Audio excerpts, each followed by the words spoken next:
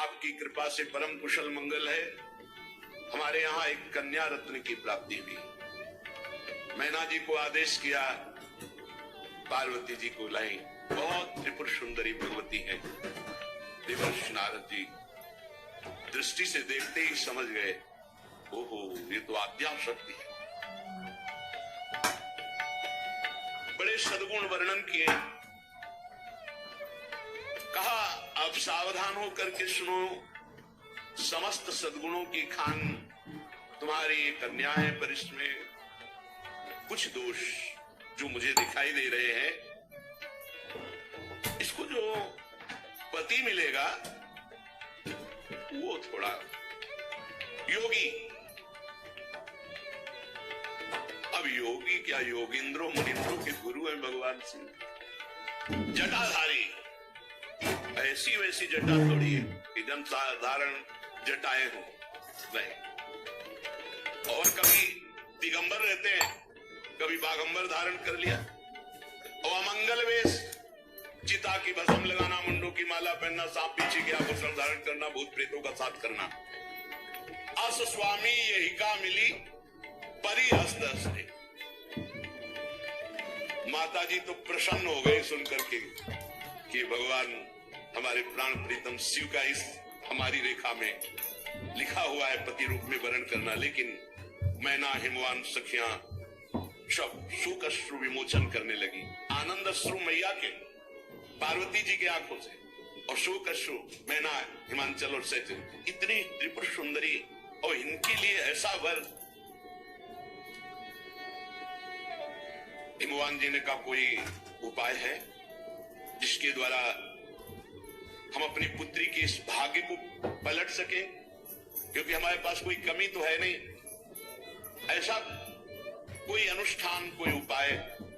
तो कहा मुनीश हिमवंत सुनो, जो विधि लिखा लीलार, देव तनुज नर नाग मुनि को न मेटन हार। ऐसा कोई देवता ही नहीं पैदा हुआ, ऐसा कोई दैत्य नहीं, ऐसा कोई मनुष्य नहीं, ऐसा कोई नाग नहीं, ऐसा कोई मुनि नहीं कि जो भाग्य में लिखा हुआ है उसको पलट सके।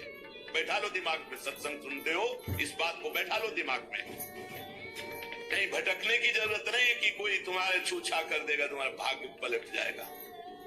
जो कछु लिखो लीलार, दुख सुख देह तन, भुगते गो जहां जाएगो, या सिद्धांत अभंग।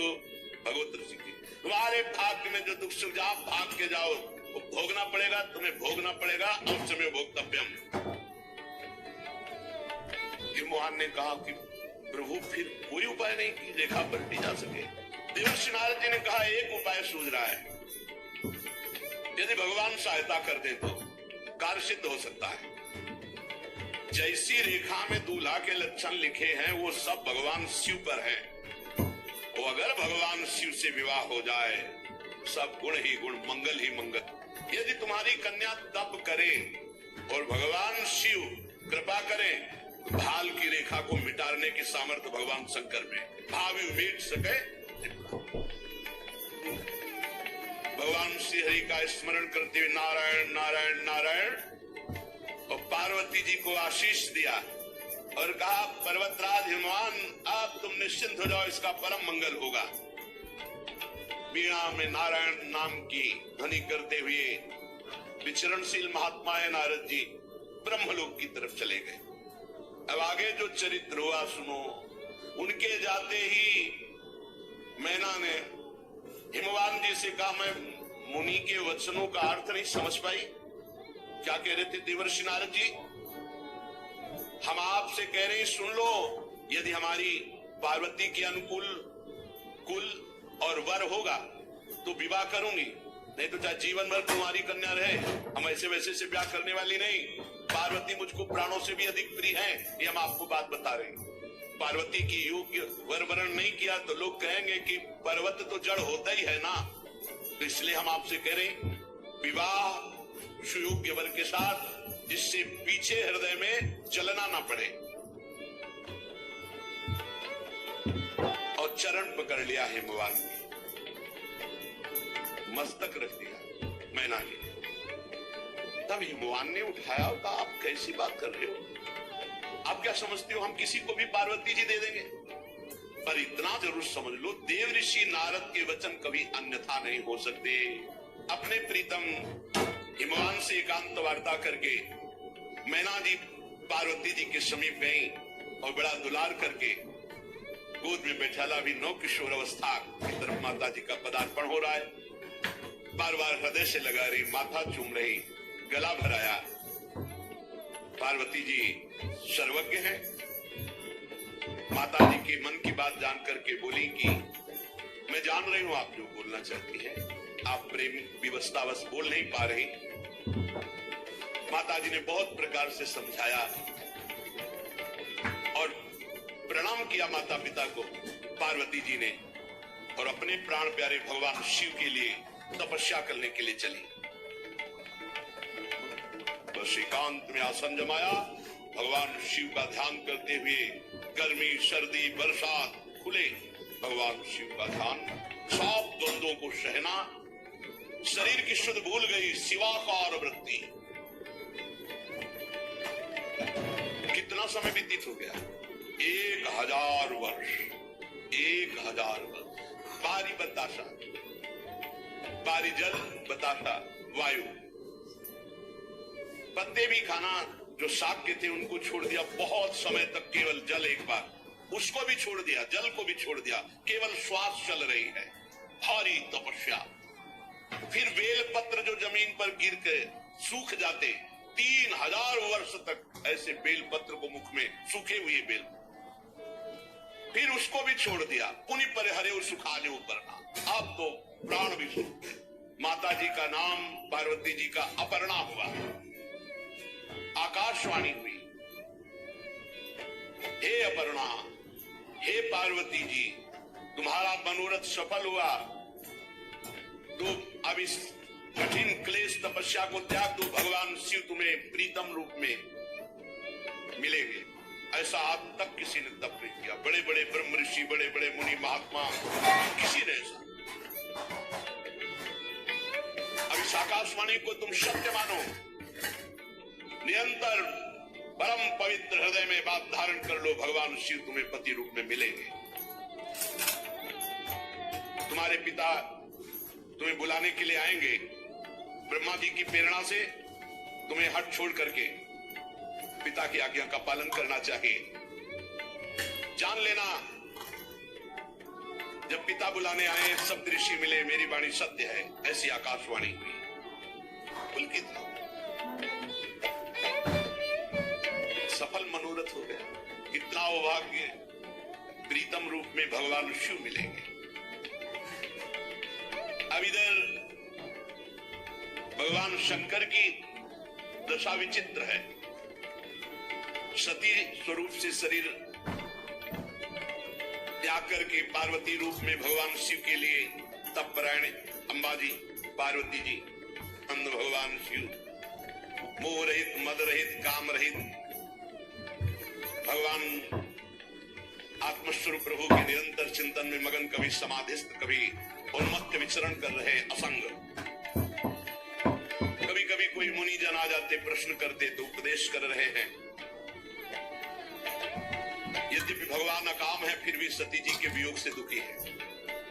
भगवान श्री हरि प्रकट हुए और कहा, प्रभु मैं एक प्रार्थना करना चाहता हूं आपसे। भगवान शंकर ने कहा, आदेश कीजिए। पार्वती जी का जन्म और तपस्या में संलग्नता और आकाशवाणी, ये सब पूरी बात महादेव जी से बताया। सती जी का जन्म हो चुका है पार्वती के रूप में, उन्होंने आपके लिए भारी तपस्या ठान रखी है। आकाशवाणी हुई है कि आप ही उनको पति रूप में प्राप्त होंगे। पूरा पार्वती चरित्र सुनाया। हमारा ये जो वचन है, विनय पूर्वक इसे स्वीकार करें। आप जाएं, दूल्हा बने और पार्वती जी से विवाह करें। हमारी इच्छा है। दोनों बातें यहां हरि जी ने प्रकट की कि आप हमारे स्वामी भी हैं, ये मोहि मांगे देव। देखो, आप हमको भी स्वामी मानते हुए, इसलिए जाए विवाह शैलज, हमारा आदेश है, आज्ञा है, जाओ विवाह करो पार्वती जी से। भैया मोहि मांगे देव, प्रभु मैं आपसे मांग रहा हूं कि आप जाके विवाह करें। स्वामी की आज्ञा शिरोधार्य है। सिरधरि आयस करी तुम्हारा परम धर्म या नाथ हमारा। आपकी आज्ञा का पालन करें। यद्यपि काशी यद्यपि उचित असना, इस समय जो हमारी स्थिति है वो आप जानते हैं, पर आपकी आज्ञा, स्वामी की आज्ञा पालन करना ही सबसे बड़ा धर्म है। प्रभु की बात सुनकर शिव जी की भगवान बहुत संतुष्ट हुए। भगवान श्री हरि अंतर ध्यान हो गए। इतने में देखा सप्त ऋषि आए। भगवान देवादिदेव महादेव की दंडवत की। महादेव जी ने कहा बहुत अच्छे अवसर पर आए, जाओ एक सेवा तुम्हें दे रहे हैं। तुम पार्वती जी तप कर रही हैं मेरे लिए, तुम उनकी प्रेम परीक्षा लो और फिर परीक्षा में पास हो जाने पर हिमवान को प्रेरित करके उनको घर वापस करो। पार्वती जी का संदेह दूर कर दो। जाओ। प्रणाम किया। सप्तऋषि आज्ञा का पालन करते हुए पार्वती जी के पास पहुंचे। देखा मानो मूर्तिमान तपस्या बैठी वैसे भगवान शिव के ध्यान में मग्न अम्बा। ऋषि जन गए तो सोचा माता जी आंख कैसे खोलेंगी। नमः पार्वती पते हर हर हर महादेव। माता जी क्योंकि प्रीतम का नाम ही आंख खुलवा सकता। सप्तऋषियों को देखा, आदर दिया, आओ विराजो। सप्तऋषियों ने कहा बस ऐसे ही जा रहे थे, देखा आप तपस्या में संलग्न हो। इतनी कठोर तपस्या तो भूतो न भविष्यति, पर आप चाहती क्या हैं? तुम हमारा अविवेक देखकर हंस दोगे, क्योंकि मैं भगवान शिव को अपने सुहाग रूप में धारण करना चाहता। मेरे भरतार, मेरे पति भगवान शिव हो। मानो मैं बिना पंखों के आकाश में उड़ना चाहती हूँ। मेरी सामर्थ्य तो ऐसी नहीं, पर मेरी चाह है, मेरा हठ है कि मैं भगवान शिव को अपने पति के रूप में प्राप्त करना चाहता। हंस पड़े ऋषि। नारद का जिसने उपदेश सुना घर छोड़कर के बर्बाद हो गया। और आप बताएं, आप जिन गुरु की इतनी महिमा गा रहे हो नारद जी की, मन कपटी तल सज्जन चीन्हा आप सरिस चाहें सब कीना। मन कपटी बड़े सज्जन भेष में रहते, लेकिन उपाय यही रहता सबको अपने जैसा ही बनाना चाहते। नारद जी की बात तो करेगा, आज तक किसी का घर नहीं बसा, सब चौपट हुआ। जिसने उनका उपदेश सुना। तो आप भी कैसा पति चाह रहे हो नारद जी के उपदेश से? उदासीन, किसी से मतलब ही नहीं, गुणहीन, कोई गुण ही नहीं, क्योंकि गुणातीत है, लज्जा का प्रवेश ही नहीं। और आपको बता दें, कुबेश, बड़ा ही कुबेश धारण करने वाले, नरमुंडों की माला और घर बरगद का पेड़ है, उनके लिए इतना कठोर तप कर। तो आप ऐसे के लिए सुनो, हम बात करके आ रहे हैं। वैकुंठाधिपति वेद जिनके नेति नेति करके गुण गाते हैं, साफ सद्गुणों की रास लक्ष्मी जी जिनके चरण चापती रहती हैं, हम बात करके आ रहे हैं। ऐसे प्रभु से आपका ब्याह करा देंगे। थोड़ी तपस्या और तैयारी करो ब्याह की, हम तो बात कर ही आए हैं। माता जी बहुत हंसते हुए कहा, अच्छा अच्छा, सत्य कहो गिरिश तनु एहा। सत्य सत्य कहा कि पहाड़ से, पर्वत से, जड़ पर्वत से हमारी उत्पत्ति हुई है। तो आपको ये भी पता होना चाहिए कि पर्वत को कोई डिगा नहीं सकता। चाहे जितना बड़ा तूफान आ जाए तो हट न छूटे पर देहा। हम पर्वत से उत्पन्न हुई, हमारा हट नहीं छूटेगा, भले शरीर छूट जाए। तो आपको पता होना चाहिए कि पर्वत से ही स्वर्ण की खानें पैदा होती है, और स्वर्ण को जितना जलाया जाता है उतना ही वो तेज प्रकाशित करता है। तो जितना हमारे विपरीत बोलोगे उतनी हमारी निष्ठा और पक्की होगी। आपने नारद जी के प्रति, हमारे गुरुदेव के प्रति ऐसा कहा, क्यों कपटी है? तो आप सुन लीजिए। मैं अपने गुरुदेव नारद जी के वचन नहीं छोड़ सकती, चाहे भवन बसे, चाहे उजड़ जाए, आज ही सब नष्ट हो जाए, इसकी मुझे कोई परवाह नहीं। जिसको अपने गुरुदेव के वचनों पर विश्वास नहीं, उसे कभी भी सुख और सिद्धि की प्राप्ति नहीं हो सकती। माना कि महादेव जी समस्त अवगुण भवन है, भगवान विष्णु समस्त सद्गुणों की खान है, पर तुम्हें पता होना चाहिए सप्तऋषियों, जिससे मन जिसका रम जाता है उसको उसी से काम होता है। मेरी तो मैं करोड़ जन्म की बात कहती हूँ, हर बार जन्म लूंगी और तपस्या करूंगी और पति रूप में भगवान देवादिदेव महादेव को प्राप्त करूंगी। अपने गुरुदेव नारद के उपदेश को नहीं छोड़ सकती, चाहे भगवान इष्ट शिव जी आकर सैकड़ों बार मुझे समझाए तो भी नहीं मान सकती। सप्तऋषि साष्टांग दंडवत हो गए क्योंकि वो आए ही थे परीक्षा लेने। और हिमवान से कहा जा करके पार्वती जी की तपस्या पूर्ण हुई, भगवान शंकर वर रूप में मिलेंगे, जाओ उनको लिवा लाओ। और भगवान शंकर के पास जाके कहा, प्रभु बिल्कुल अनन्य आपकी, किंचन मात्र कहीं अन्य कोई गुंजाइश ही नहीं है। अब देवताओं ने सब समाचार सुना, सीधे वैकुंठ पहुंचे, ब्रह्मा जी को ब्रह्मलोक से वैकुंठ से हरि को, और कहा प्रभु तुरंत कैलाश चलो, दोबारा समाधि न लगने पावे, क्योंकि फिर वो अपने मन को समाधि में लगा लेंगे। विवाह की बात तुरंत रख दो, चल के आप समय मत दो। सब गए और बोले हम तो सब बराती बनने के लिए बिल्कुल तैयार है, दूल्हा बन जाओ आप, और विवाह आप समय नहीं देंगे आपको समाधि का।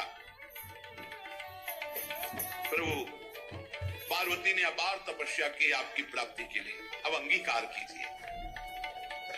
भगवान शिव मुस्कुराए। ब्रह्मा जी ने कहा दुंदुभी बजना शुरू हो गई, जय हो। ब्रह्मा जी ने कहा सब तैयारी करो, बारात की तैयारी करो, क्योंकि इनके पास तैयार होने के लिए कोई व्यवस्था थोड़ी, सब तैयारी करो। नगाड़े बजने लगे, जय हो जय हो। भगवान शंकर ने कहा कि सब ऋषियों ने हमें बताया था पार्वती जी के प्रेम को, तो ब्रह्मा जी ने कहा हमने उनको घर भेज दिया है, और हमने सूचना भी कि विवाह की तैयारी करो। वहां तो तैयारी पहले से शुरू है, अब आप तैयारी कर लो। ब्रह्मा जी ने कहा देरी की बात नहीं है, लगन इधर लगन। मंगल कलश हिमवान के दरवाजे पर, कैलाश में क्या मंगल कलश, सुमन वृष्टि हो रही है। ब्रह्मा जी ने कहा देखो दूल्हा रहोगे आप, पर आगे नहीं रहोगे, सबसे पीछे तुम्हारी बारात रहेगी, सबसे पीछे भगवान शंकर। अब अपने अपने सब वही कैलाश में श्रृंगार हो रहा है, भगवान विष्णु की अलग, ब्रह्मा जी की अलग, देवराज इंद्र की अलग, वायु देवता की अलग, वरुण देवता की अलग। भगवान शंकर ने हुंकारा भरा कि आ जाओ भाई हमारे पार्षद, हमारी भी तो बारात है, तो आओ सब हमें श्रृंगार करो। दूल्हा का श्रृंगार हो रहा है, दूल्हा कौन है बस यही ध्यान रखना है, देवादिदेव महादेव। तो अब इनका श्रृंगार कैसा होगा, इनकी बारात कैसी होगी, आज कर लेने दो श्रृंगार, कल विवाह करते। श्री राधा वल्लभ लाल।